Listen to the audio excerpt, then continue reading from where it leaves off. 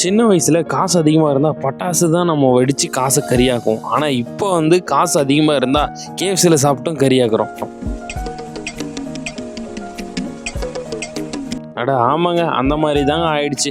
ஏன்னு கேட்குறீங்களா? இப்போ என்கிட்ட கொஞ்சம் காசு இருந்தாவே கேஎஃப்சி சாப்பிட்ணும், அந்த டேஸ்ட்டு வந்து நாக்கில் ஒட்டிக்கிட்டதுனால எப்போயுமே கேஎஃப்சி சாப்பிட்ணும் தான் நினைக்கிறேன்.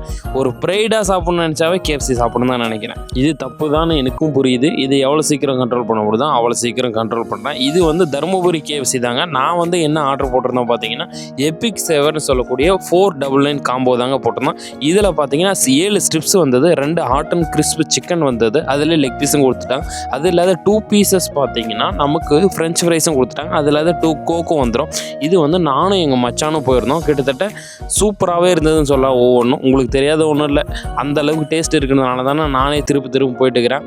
நீங்கள் வந்து அடிக்கடிக்கு யூஸ் பண்ணுறதை தவிர்த்துருங்க. நானே இனிமேல் மந்த்லி ஒன்ஸ் மட்டும் வச்சுக்கலான்ற மாதிரி இருக்கேன். அந்த லெக் பீஸ் அந்த பீசஸ்லாம் சாப்பிடும்போது சூப்பராகவே இருந்தது, உங்களுக்கே தெரியும். அதே டிப்பும் கொடுத்துருந்தாங்க. அந்த டிப் பண்ணி சாப்பிடும்பொழுது இன்னுமே சூப்பராக இருந்தது. அந்த கோக்கெல்லாம் பார்த்தீங்கன்னா அல்டிமேட்டாகவே இருக்கும். நீங்கள் தருமபுரி சைடில் இருந்தால் மறக்காமல் ஒரே ஒரு டைம் மட்டும் ட்ரை பண்ணுங்கள். மந்த்லி ஒன்ஸ் மட்டும், அதுக்கு மேலே போகாதீங்க. ஆள் தெரியல போட்டு